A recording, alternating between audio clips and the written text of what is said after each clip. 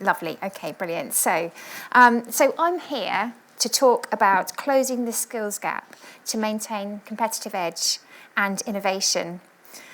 And this is on a day when it's been indicated by the Chancellor, Rachel Reeves, that employer-paid national insurance is likely to go up. We've learnt today in the newspapers that vacancies have gone down. And employers and educational institutions alike are scratching their heads over apprenticeship changes, what's going to be happening. Perhaps this is a tough ask to cover in 20 minutes, but I'll do my best. So I'll be looking at the skills gap issue, outlining my take on it, as well as the government policy landscape and a few insights into that, and suggesting a few possible ways forward as well. I think you'll probably agree that a skills gap is inevitable to a certain extent in the tech industry, where by its nature it embraces change and innovation as part of its DNA. The newly out Skills England 2024 report details a skills mismatch whereby 1 in 4 graduates are employed in medium or low-skilled jobs. Let's take a certain tech sector. Let's think about cyber, which we've heard a lot about today. Amazing talks from the other speakers. So cyber, by the end of 2023, 137,000 people worked in cyber, but the needs are evolving constantly. And it's not enough now to say that you just work in cyber, is it? With cyber and AI. And all roles are changing and evolving as they progress. This creates a particular challenge for universities, and particularly with the cyber field. They find it very hard to keep up with live case studies. They need employer input, and often that's very sensitive when it's working with the cyber industry. There were 450,000 new job postings for software development by itself this year, the first 6 months of this year. So think about how many jobs that then includes when you include, the AI jobs, cyber, machine learning, etc. Yet, this is not how our students are feeling. I go down to the University of East London, I see amazing students achieving first-class degrees, and they are giving me their CV and saying, why can't I get a job? And they don't feel searched for, they don't feel looked for, and they're coming out, and some of them are getting degrees, some of them are getting work in the tech industry, and many of them are going elsewhere because they're not being employed by the tech industry, which for me is a crime. This is how they feel. I love to hear students' voices. I love students. Okay, this is what Pickles says. Pickles says, on a Reddit forum, did you struggle to get a graduate job in IT and technology? Are you still looking for a graduate job in IT? Number 1 Lion says, I have just completed my second year at uni studying business information systems. I'm really scared that it will be very difficult to find a job in this sector as it is very competitive. Any tips on what to do to be successful? Tinkerbell says, just finished my degree and I'm struggling to find a job in the areas I want them to be in, as I'm looking for a career in cybersecurity. I'm finding it difficult to find jobs that aren't in London or Manchester, or that require you to have 3 to 5 years worth of experience. And then one of them replies, did you do a work placement? I didn't get any that I applied to. The only work experience I got is customer service. Yep, no one wants you without experience, and you can't get experience while no one wants you. Vicious circle. Tinkerbell replies, none of the ones I applied to wanted me either, but to be fair, out of my whole 40 plus student course, only 2 got placements. I've only got some brief retail experience. Yep, nowhere wants you without experience, and you can't get experience while no one wants you. Vicious circle, exactly my life. crying emoji, okay? So that's how the students are feeling. I hear employers all the time talking to me and saying, we want to have great talent, and I hear the student, there's a mismatch, isn't there? Something's going wrong there, and that's part of the thing I want to explore today. I'm pretty fascinated by it. Okay, so how do we move from this? So this is just like a very simple organisational structure with the C-suite above senior, above experienced, in terms of experienced professionals within that kind of triangular structure. And then we get this underneath. I think we do. Yes, we get this underneath. The entry-level tech roles. Okay, so we can see this model is a bit like a little Christmas tree. Tech vacancies. 7 in 10 cyber businesses tried to recruit last year, and 35% report that it was hard to fill the gaps. Why? Well, I think COVID, we're still living from the aftermath of COVID to a certain extent, where we're remote working much more, which means that it's less appealing to have graduates, or can be less appealing to have graduates or people that we're not spending, if we're not able to monitor them quite as closely or manage as closely as we would want to. And then we've also got managers who are working harder and harder and harder. They're getting burnout. The latest cyber report talks about that burnout factor quite a lot. And everybody wants to recruit the experience layer, so our 3 to 5 years worth of experience. But it doesn't make sense, does it? It just doesn't add up, because where are they going to come from? Okay, Rosie Anderson, who's just been speaking, I don't know if she's in the room, but she made some really good points, some really good ideas about, where we need to be going to that entry level and apprenticeship level to be getting new lifeblood coming into our organisations. So we need to go from that to this. Okay. So we need to have that triangle base with a huge number of entry-level tech roles coming in underneath. As an industry, I don't think we often hear that we owe the big tech co's a huge debt of favour when they take on this kind of model. Is it sustainable for them, though? I mean, I think there's a massive adjustment that's been made, even in the largest of the tech co's who sit on my employer board. They're talking about really big changes in attitudes in terms of employment, apprenticeships, L&D strategy. Things are really changing with the big tech co's. And if they're not bringing these people into the industry, where are they coming from? So I'm sort of handing the challenge a little bit over to you, as I will do consistently through this piece.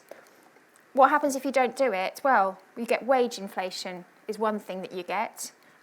Again, look at cyber, look at data centres, look at the infrastructure, telecoms. You get wage inflation, you also get age inflation. Again, I refer you to the data centres, for example, where fewer and fewer people seem to be circling between roles and getting older and older. And there's a really big issue in terms of attracting young, fresh talent into that marketplace. There's also an issue whereby there's a mismatch between skills frameworks and roles within organisations as well. So it just doesn't match up. The qualifications and the skills needed within organisations don't necessarily add up. That's something, again, that our organisation works very closely in the heartland of trying to reconcile. There's also some good news on that as well. There's a new piece of research that's coming out. It's being published in October, so now, but will be released shortly, on the UK Standard Skills Classification. It's a piece of work that's been worked on with Warwick University plus others. So that will be very useful when that comes out. It's very current. Okay, the tech talent tug of war, again, outlining some of the issues here. So 300,000 is the current shortage of tech skills that's needed. This is government figures. 80% of employers believe that graduates are not work ready. 2 in 3 businesses struggle to find tech talent. 55% of adults are not engaged in learning past formal education. And I'm sure there's many of you in this room here that, although maybe you're working fantastic tech roles, didn't come up through the tech industry training structure. So how are people getting on this additional CPD? How are people learning within organisations? These are all big numbers, which are hard to resolve, but let's give it a go. Okay, let's look at policy. So, government policy. The Labour government has pledged firmly to an agenda for productivity and growth. Every one of us knows that in the room. But what does that mean in policy terms, in terms of skills? So, firstly, we've got Skills England, the new body, incorporating now IFATE. IFATE, as you probably know, is the accreditation overseer for apprenticeships in the UK. And it's also incorporated in the National Careers Service as well. We've got the Growth and Skills Levy, which is bringing flexibility into the apprenticeship levy, which I'm sure many of you welcome in the room here. But with that as well, alongside that, we've got the Youth Guarantee. Now, the Youth Guarantee is a promise that all 18 to 21s will have opportunities for training, an apprenticeship, or help to find work. That's great, but with it comes some uncertainty. If the employers aren't creating the apprenticeship opportunities, those apprenticeships won't happen. So can the government actually deliver this promise? How is it going to happen? How are they expecting SMEs to support apprenticeships when they're overstretched without additional support to those companies? It's putting a lot of burden onto the companies without the support, and I think that's an area of policy that I think we need to advocate for, which I'll talk about in a minute. Okay, there's queries over some of the BTECs, what's going to be happening with them. There's queries over T-levels. I feel so sorry for any young person that started on a T-level qualification this year. The number of people doing T-levels is really, really small. It's about 7,000, I think, in the whole country on all subjects. So it's vanishingly small. But if you have started on it, so it's equivalent to 3 A-levels, and an apprenticeship is normally, as you all know this, but an apprenticeship is normally 80% on the job, 20% learning. A T-level flips that. So a T-level tends to be 80% learning, 20% on the job. But again, should be supported by industry. Big question mark over the future of that. Massive announcement about 2-3 weeks ago about the level 7 apprenticeships. Now, level 7 apprenticeships are often done by people that are slightly older, people sometimes in the workplace, but it's a level, it's equivalent to an MSc, and is a really brilliant opportunity for bringing ideas of growth and innovation into an organisation. And the government is currently querying whether they're going to be supporting that anymore. We are at Tech Skills and at Tech UK, our sister organisation, membership organisation for the tech industry.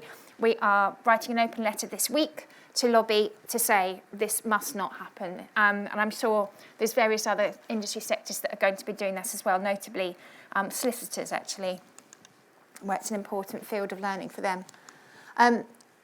Devolution of adult skills funding, and the government also got in a strategy, which I think is good, about changing to a more long-term R&D strategy, not short-term. Okay, so that's the government. That's the field in which we're operating into. And actually, it's probably just worth noting, as well as some of the things that I mentioned at the top of this, that we've also had the Peter Kyle stuff, the industry stuff yesterday. So it's about we're going to cut red tape apparently, which is good. That's going to help. But then we're also going to strengthen employment law. Great for individuals. Great for some things. Is that going to hinder growth? And obviously this national insurance issue, which has been in the news today. So, our solutions. I've spent a chunk of time looking at the complexities of the situation and the legislative background in which we operate. So, how are we going to fill the skills gaps that many of you are recruiting for right now? There's 3 solutions based on early careers and apprenticeships, which I'm going to focus on. 1, create a culture of learning organisations modelled by senior managers and the boards. Number 2, a tech talent bridge to support those going into early careers. I'll talk to you about that. And the third point is supporting those who are supporting apprenticeships. Okay, so some good news now, finally. A recent survey said that generative AI could increase productivity by 14%, weirdly specific, I thought, but particularly benefiting junior workers who have an ease of using it, and also it's really, really useful when remote working, to be able to use the tool to find out literally how to do things.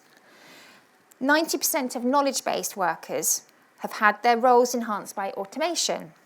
66% reported a boost in productivity as a result of that. This is a report by Lloyds Bank. 60% of tech graduates are currently employed in the tech market. That's great, but that leaves 40% of an opportunity of more people being able to come into tech. 20,000 tech apprenticeships started in 2023 to 24, but with only a 60% completion rate. When you look at the St Martin's Group brought out a report quite recently about why that is, and the biggest reasons are lack of support from the employers and also from the apprenticeship providers, and occasionally from both at the same time to the apprentices. Who's doing it well? Okay, so there's a social media company I work with called Vals. Please excuse me. They court people. They get people ready to work for them. They get people really interested in working for them so that when there is a vacancy, they've got a pool of people ready to go. That's one model of doing it. There's another government organisation that I've been talking to, and they have had such a tough time recruiting because their salary levels are consistently lower than some of the big tech companies, and I think as SMEs we have this issue as well. And so what they do, they have consistently now, so they used to apply for like data analyst jobs. Literally nobody would apply for the jobs, even though they're mission-based and interesting and actually rather good jobs. So what they do now is they consistently recruit at the layer below where they want the person to actually end up, and they train them up. And an added bonus for them that they weren't initially looking for is that their staff retention for those employees is second to none. Real loyalty towards the organisation because they've taken them and nurtured them and trained them. Another example is really focusing in on the benefits and the benefits of learning, creating those properly learning organisations. So an example, an internet infrastructure company called Vorbos, you might be familiar with. They're growing at an exponential rate. They guarantee 15% of everybody's annual salary can be spent on training. And the individual can choose what they spend their money on, which is transformative amount of money.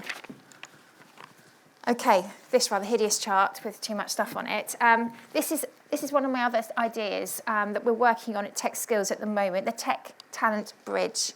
So at the moment, there's this issue whereby if you are one of the big techcos, you know this, they will have a vacancy, or they will have, say, 50 vacancies, 50 apprenticeships. They put an ad up. They will have up to 5,000, 6,000, 7,000 applicants within 2 days, okay? If you're one of our lovely talented graduates, you're applying for that job, and you don't get it. They're really nice to you. They give you the most charming regret emails, but there's just too many applicants. You're not going to get into it. And we've got an SME over here that's really keen to employ someone. They've got a great tech stack. They've got some brilliant benefits for working for their organisation. It'd be a really flexible, interesting job. But they haven't got the employer brand recognition, so they haven't got people applying for their jobs. What we are suggesting is some kind of matching up between the push of the situation, the pull of the situation, and moving people from one place to another. So creating basically a platform whereby if you're unlucky applying for one of the big techcos, we can match you up like a matching service with SMEs. If anybody would like to talk further about that, I've got my LinkedIn code at the end. I can give you a proper sort of I can give you a proper sort of talk through about how that works. I'd be very interested in hearing your viewpoints on that. Okay, so something else that's really important is thinking about the actual candidates and who they are, okay? So what's important to tech graduates at the moment? It's this whole thing about, what do they want from your organisation? I think it's fair to say that they're quite demanding. And I know that I spoke to an SME last week who said, my goodness me, you have to be on your toes when you're recruiting these amazing work-life balance. They want really good benefits. They want private healthcare. But strangely, it's not actually the actual salary per se is slightly less important, they found, than all the benefits added together. And certainly company culture is really important, as is the attitude to diversity, equity and inclusion, which I'll look on with my next slide. So it's about creating the learning organisational culture using CPD platforms, AI, forums and self-learning, and encouraging that self-learning culture which isn't waiting for permission to learn, okay? Now, people are, the graduates are thinking to themselves, who am I and how do I represent myself in my world through my socials? How do I want to be seen? And how do others see me? And the company that you work for is a reflection and amplification of that. And that's why these values are so very important. They're important to us, aren't they? But I think they're amplified for the Gen Z generation. Now, I'm not going to be somebody that's going to be standing up here doing a bit of Gen Z bashing. I'm a fan, okay? I'm a fan of them. I'm a proud mother of 2 of these Gen Zers myself. And organisations that do it well appreciate the fact that they need to adjust their mentality slightly to adapt to their worldview. And in return, these Gen Zers will do reverse mentoring, they'll bring freshness, diversity, and up-to-the-minute tech thinking, fresh and fast agility to your businesses.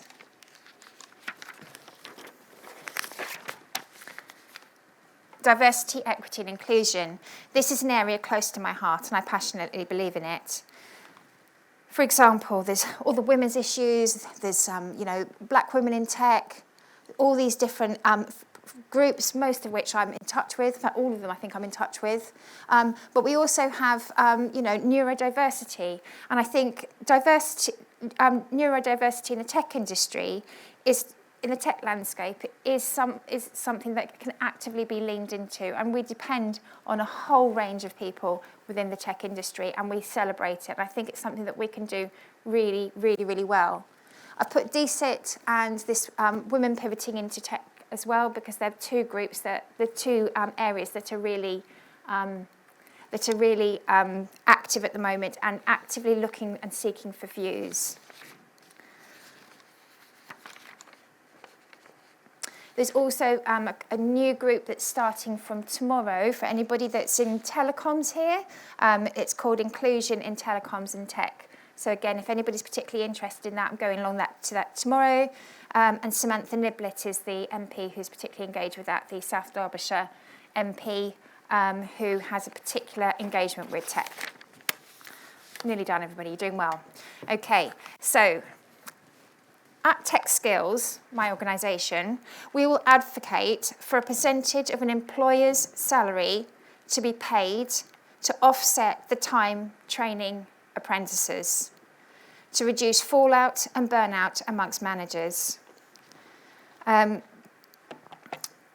here is where I get a bit more mission-led. I argue that the need for engagement between employers, learning institutions and learners has never been greater. If you think about all the touch points that employers and learners come together now, it's enormous. Apprenticeships depend on employers. Internships depend on employers. T-levels, degrees, industry placements, work experience all depend on engagement from employers. At Tech Skills, that's precisely what we're trying to engender, and that's the point of difference for our accredited courses. So, Here is my LinkedIn QR code. I'd really like it to connect with as many of you as possible. I can create engagement opportunities with the unis and learning providers, with yourselves and your businesses, creating a little ecosystem around each university tech course that we accredit, so that when you do need to recruit somebody, you're already an employer of choice with some engagement with those learners. I can also engage with you in terms of passing on policy matters, things that are important to you. We feed through both directly from Tech Skills and also through Tech UK. And in a couple of months, if it's relevant for any of you, I'm holding a roundtable event at Birmingham Aston Uni. And I'd love you to come along and discuss these issues further alongside some leading tech academics, industry figures and government representation. We'll be writing a paper, a policy paper, as a result of that roundtable. So I would really welcome you to come along and have your views listened to. And that's me done. Any questions? Thank you, Rachel, for that. Really interesting, fascinating. We do have a couple of questions via Slido. So maybe if we could just pick one or two of those out. Let me see.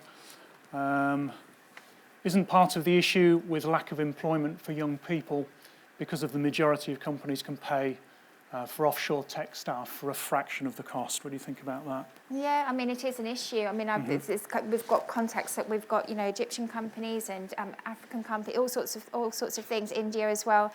They are a fraction of the cost. You're getting something different. I would argue it's a slightly different service that you're getting from them. Okay. But yes.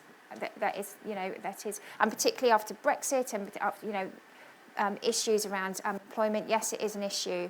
But I think, again, if you want to have that sort of ground level up, incorporating people into your organisation, company culture, then I think employing apprenticeships and graduates is the way to go forward. Okay, fantastic, thank you. I actually had one for you, which hasn't surfaced yet, which was, and this stems out of some of the conversations we'd had a good couple of weeks ago, really. Yeah. So, these guys here in the room are probably looking to recruit people into their IT teams, okay? Or if they're in an SMB, maybe they're an FDMD looking to recruit an IT team per se. Are there any kind of 3 quick tips? And I'm thinking, in particular, when we spoke previously, you'd said, really think about the job title that you're looking to recruit against. So maybe if you could give us maybe 3 quick tips. Yes, for sure. So something that that young people are telling me, when I see them. So I literally get people contacting me pretty much on a daily basis with a CV saying, can you help get me a job? And it's literally like a program manager in one organisation is very different from a program manager in another one. And so the point about the skills classification that I just referenced very quickly is going to help sort of identify more closely what the skills map is to a role, to make it more specific. Okay, fair enough. Excellent. All right, brilliant. Big hand for Rachel. Thank you so much for your time on that. Thank you. Thank you.